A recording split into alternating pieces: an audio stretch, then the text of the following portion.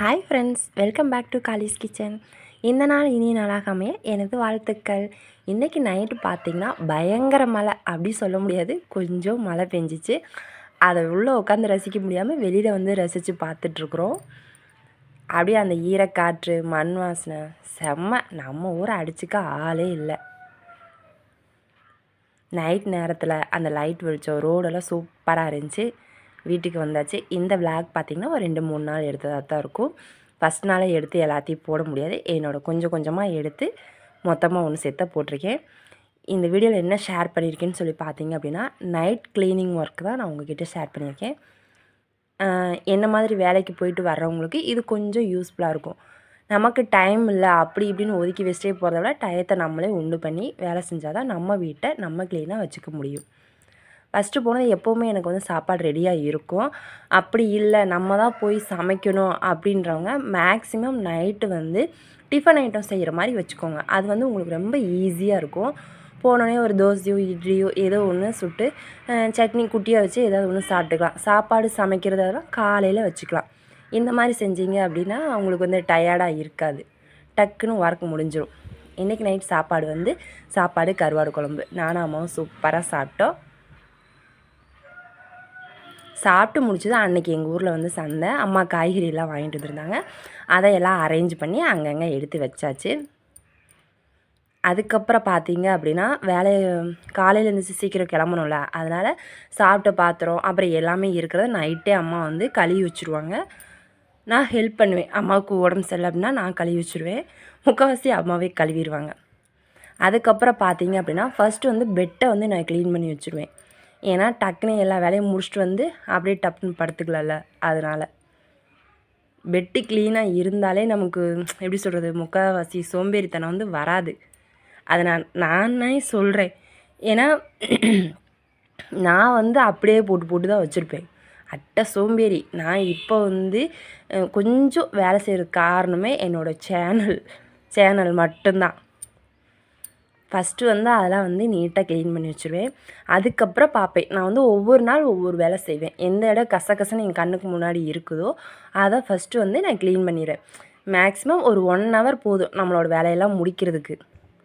நான் ரெகுலராக யூஸ் பண்ணுற டேபிள் வந்து இதுதான். எங்கள் வீடு வந்து குட்டி வீடு தான், ரொம்ப நிறைய க்ளீன் பண்ணுறதுலாம் இருக்காது. இந்த குட்டி வீடையுமே பராமரிக்கிறது ரொம்ப கஷ்டம். குட்டீஸ்லாம் இருக்காங்க, எல்லாத்தையும் டப்பு டப்புன்னு எல்லா இடத்துலையும் தூக்கி போட்டுருப்பாங்க. டெய்லி க்ளீன் பண்ணணும். டயர்டாக தான் இருக்கும்.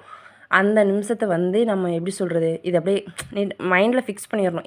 இதை நம்ம ஒர்க் பண்ணணும் அப்படின்னு பண்ணிட்டோம்னு வச்சுக்கோங்க, நம்மளை மாற்றவே முடியாது. நம்ம வந்து அதை நீட்டாக க்ளீன் பண்ணிடுவோம்.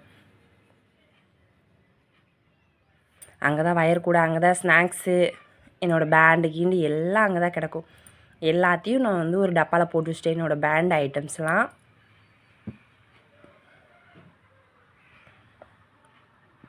அங்கே தான் நான் வந்து ஜூஸ் குடிக்கிறதுக்கு எல்லாமே நான் அங்கே தான் வச்சுருப்பேன். ஏன்னா எனக்கு வந்து கைக்கு பக்கத்துலேயே இருந்தால் தான் டக்குன்னு எடுக்க தோணும்.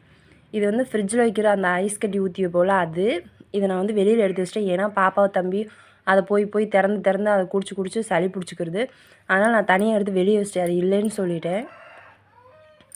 இது பார்த்திங்கன்னா என்னோடய ஃபேஸுக்கு போடுற வந்து பூலாங்கிழங்கு பவுட்ரு, அப்புறம் அது வந்து கருவேப்பிலை எண்ணெய், அதெல்லாம் தனியாக எடுத்து வச்சிட்டேன். இது வந்து நான் ஜூஸ் குடிக்கிறதுக்கு டம்ளர். இந்த டேபிளில் என்னோடய உலகமேன்னு வச்சுக்கோங்களேன். அப்புறம் என்னோடய மணி பிளான்ட் செடி, இவ்வளோ தான். நான் வந்து சூப்பராக நீட்டாக க்ளீன் பண்ணி முடிச்சிட்டேன். இன்றைக்கி எனக்கு இந்த ஒர்க் தான். இப்படி ஒவ்வொரு நாளாக நம்மளாக பிரித்து நம்ம எல்லாத்தையும் ஒன்று ஒன்றா க்ளீன் பண்ணுறோம். நமக்கு டயர்ட் தெரியாது, டெய்லியுமே வீடு க்ளீனாக இருக்கும். இது வந்து பார்த்திங்கன்னா என்னோடய பேண்டு கிளிப்ஸ் ஐட்டம். நான் வந்து ப்ரேஸ்லெட் வந்து மேக் பண்ணுவேன். அதோட ஐட்டம்ஸ்லாம் இதில் நான் வச்சுருக்கேன். நான் செஞ்சும் கொடுப்பேன், சேல்ஸும் பண்ணிகிட்ருக்கிறேன். வீடியோவில் போட முடியல, கண்டென்ட் வேறுன்றதுனால நான் அதை விட்டுட்டேன். எல்லாத்தையும் நீட்டாக க்ளீன் பண்ணிட்டு வீடெல்லாம் கூட்டி விட்டாச்சு.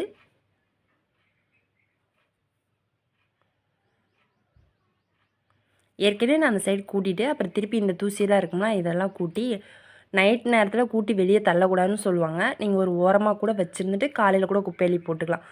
அந்த சாங்கியம் சம்பிரதாயம்லாம் உண்மையானு தெரில, இருந்தாலும் நான் அதெல்லாம் ஃபாலோ பண்ணுறேன். அவ்வளோதான் பாத்திரம்லாம் கழுவிட்டு வந்து வச்சுட்டாங்க அம்மா. எல்லாத்தையும் அரேஞ்ச் பண்ணி எடுத்து வச்சாச்சு. கிச்சன்லாம் பார்த்தீங்க அப்படின்னா வேலை செஞ்ச கையோடு தொடச்சி விட்ருவாங்க அம்மா. ஏதாவது முடியல அப்படின்னா நான் தொடச்சி விட்ருவேன்.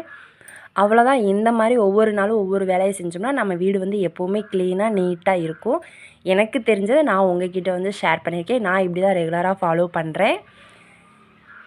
இந்த வீடியோ உங்களுக்கு பிடிக்கும்னு நம்புகிறேன். இதே மாதிரி இன்னொரு யூஸ்ஃபுல்லான வீடியோவில் நான் உங்களை வந்து மீட் பண்ணுறேன். இந்த வீடியோ பிடிச்சினா லைக் பண்ணுங்கள், ஷேர் பண்ணுங்கள். மறக்காமல் நம்ம சேனலை ஃபாலோ பண்ணுங்கள். ஓகே, பாய், குட் நைட்.